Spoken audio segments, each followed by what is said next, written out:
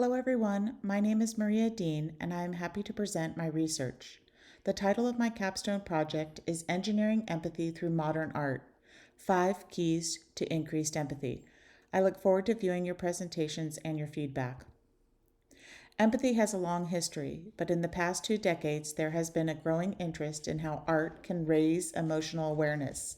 The need and significance of empathetic proficiency is necessary and current. Social understanding, sensitivity, and involvement have been replaced by digital disassociation and apathy.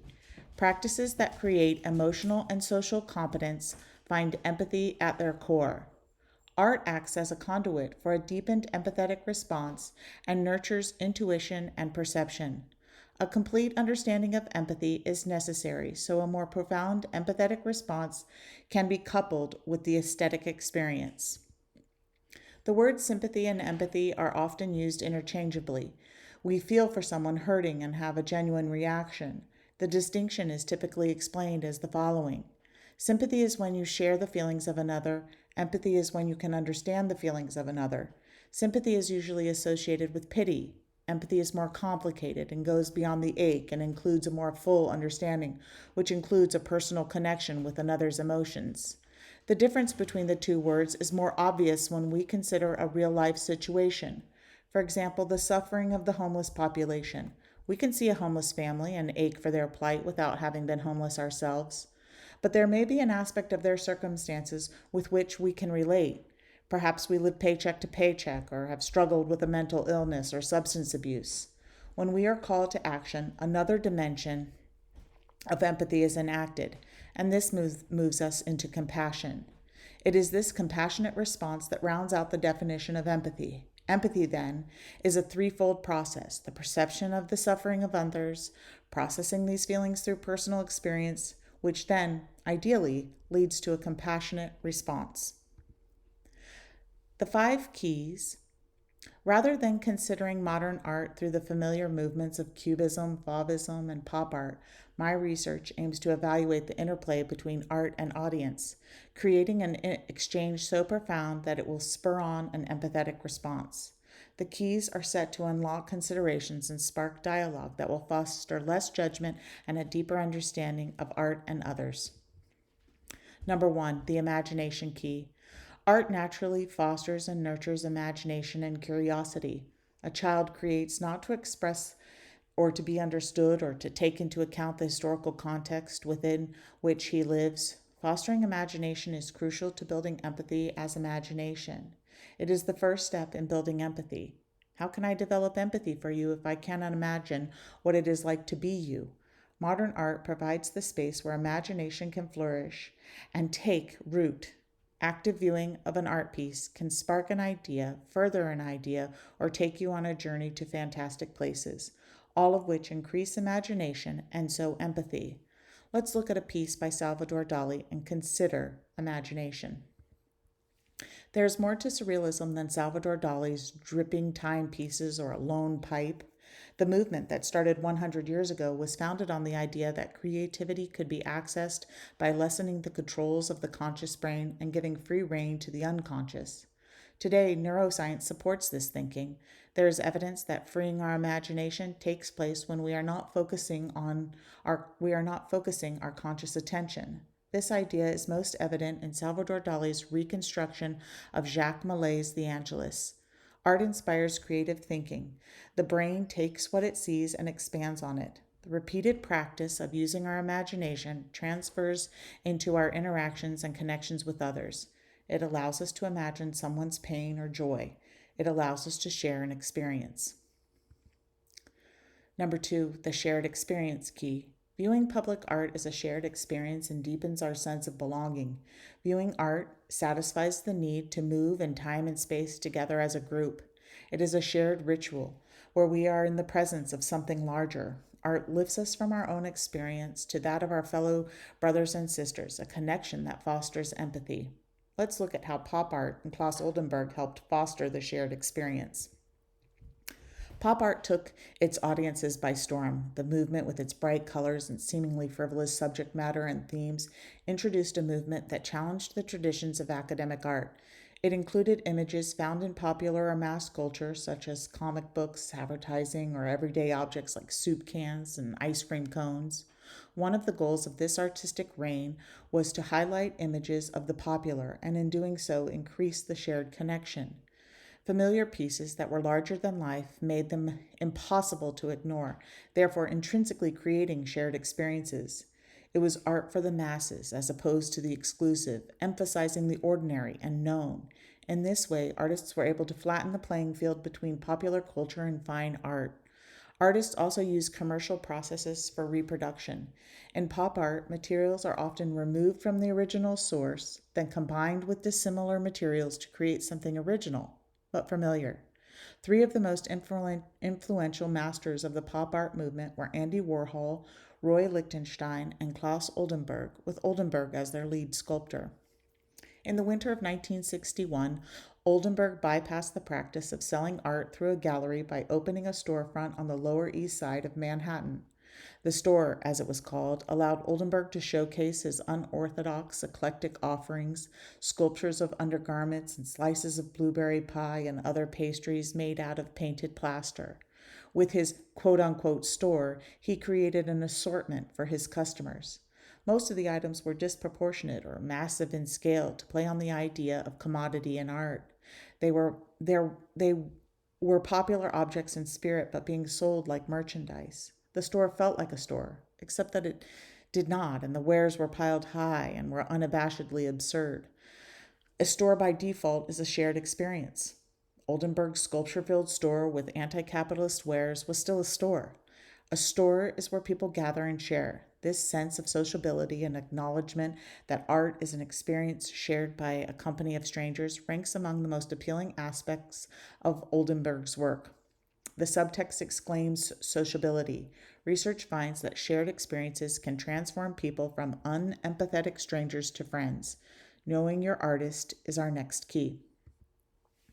Number 3, the biography key. Modern art expels the limitations of representation. Representation is replaced by the theory that art is expression. Instead of reflecting states of the external world, art is held to reflect the inner state of the artist. This, at least, seems to be implicit in the core meaning of expression, the outer manifestation of an inner state. Knowing the artist that you are studying will widen the viewer's perspective, thus animating a piece of work or collection. Mark Rothko, for example, is a complicated artist, and knowing more about him heightens the viewing experience and broadens the audience's perspective. To delve into the life and art and critiques of Mark Rothko is a story complete with rising action, climax, and resolution. It is not exactly a happy story, but one filled with interesting twists. The 1950s was a time period defined by consumerism, more, newer, better. Jackson Pollock, William de Kooning, and Mark Rothko spur on abstract expressionism. Mark Rothko repeatedly slathered diluted paint over his canvases. This separated him from the others who chose the gestural brushstrokes. Mark Rothko was different in another way, too. His work is synonymous with sensitivity, and as is generally so, sensitivity has history. Mark Rothko and his family immigrated to the United States from Russia when he was 10 years old, choosing Portland, Oregon as their new home. Rothko's father died shortly after their arrival. Rothko went on to attend Yale University in 1921, where he experienced discrimination because of his Jewish descent. And by 1923, he left his studies and moved to New York City. In New York, he studied art, imitating Cézanne, and later studying a more simplified approach. He taught at a Jewish center in Brooklyn, something he loved, and continued to reject conventional modes of representation. Just as we are bombarded with visual images of war and political strife today, Rothko became an artist as World War II raged. The atrocities of war touched off abstract expressionism, a genre that called audiences to feel, to express, to demonstrate all things personal, to be deeply impassioned. It was in this social climate fraught with anxiety that unnatural images were added to Rothko's portfolio. If art were to express the tragedy of the human condition, Rothko felt, new subjects had to be found.